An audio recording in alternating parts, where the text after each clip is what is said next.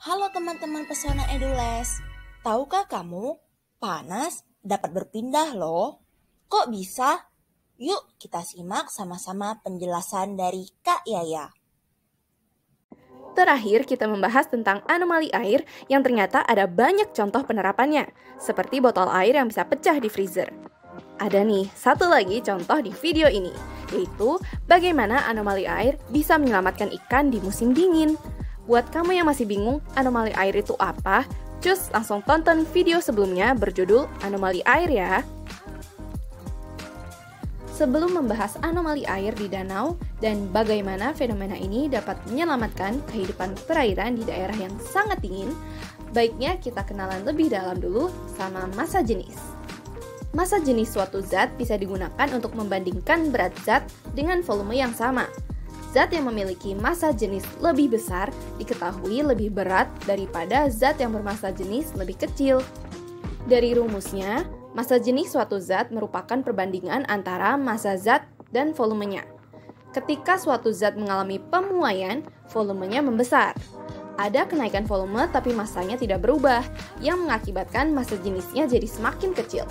Begitu juga sebaliknya, penyusutan zat membuat volumenya mengecil. Pengecilan volume zat dan massanya tidak berubah menyebabkan massa jenis semakin besar.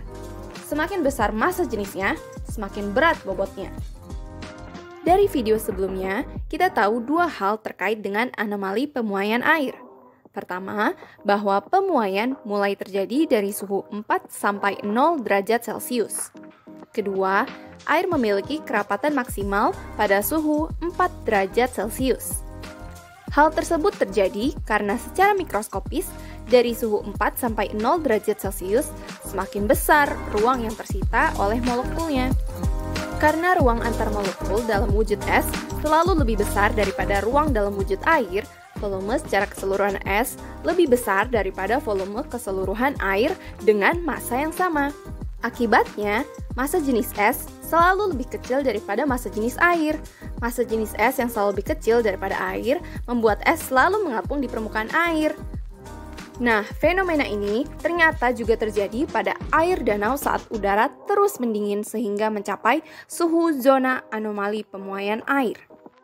Nah, agar lebih mudah mengamati apa yang terjadi, kita simak penjelasan lengkap di buku interaktif Pesona Edu.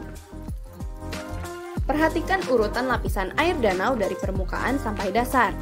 Terlihat bahwa di luar zona suhu anomali, semakin dingin lapisan air, semakin besar massa jenisnya.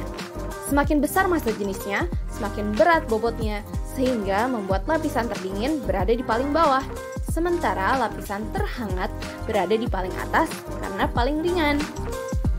Nah, sekarang kita pilih salah satu lapisan air untuk melihat proses perubahan suhu lapisan air danau dan kita atur suhu udara.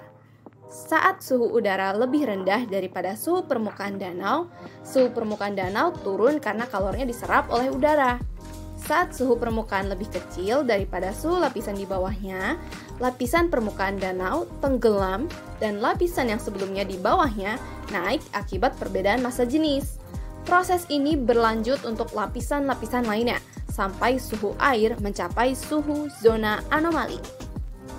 Sekarang, lihat sampel lapisan yang kita pilih tadi dan juga grafik untuk melihat nilai massa jenis terhadap suhu. Saat mulai memasuki zona anomali pada suhu 4 derajat Celcius, massa jenis air mulai mengecil. Kondisi ini membuat semakin dingin air, malah semakin ringan bobotnya. Ketika seluruh lapisan air sudah mencapai suhu di bawah 4 derajat Celcius, air terdingin berada di paling atas. Lapisan permukaan danau yang terpapar udara dingin sudah tidak bisa lagi tenggelam karena berbobot paling ringan. Semakin ke bawah, lapisannya semakin hangat, hingga lapisannya mencapai paling dalam yaitu air bersuhu 4 derajat Celcius karena merupakan lapisan terberat. Jika suhu udara terus turun sampai titik beku air, lapisan permukaan danau membentuk lapisan es. Bahkan saat suhunya lebih ekstrim, lapisan esnya semakin tebal. Pada ketebalan tertentu, dingin dari udara luar sudah tidak mampu menjangkau lapisan lebih dalam, sehingga lapisan dasar danau tetap dalam bentuk cair yang bersuhu 4 derajat Celcius. Itulah di mana ikan dan kehidupan danau lainnya tetap hidup di musim dingin. Coba kita ulang bersama. Posisi lapisan air bergantung pada massa jenis air. Semakin besar massa jenis, semakin berat air, maka lapisannya semakin berada di bawah. Sementara massa jenis air bergantung pada suhunya. Di luar zona anomali 0-4 derajat Celcius, pendinginan membuat massa jenis semakin besar, sehingga bobot air semakin berat. Namun, dalam zona anomali, pendinginan malah membuat massa jenisnya semakin kecil, sehingga bobot air semakin ringan. Jika suhu udara terus turun sampai suhu titik beku air, terbentuk lapisan es pada permukaan danau yang menjaga kehidupan perairan di bawahnya. Ayo buka rahasia sains lainnya bersama Pesona Edu Learning Studio. Let's go! Terima kasih sudah menonton. Sampai jumpa di episode selanjutnya. Dadah!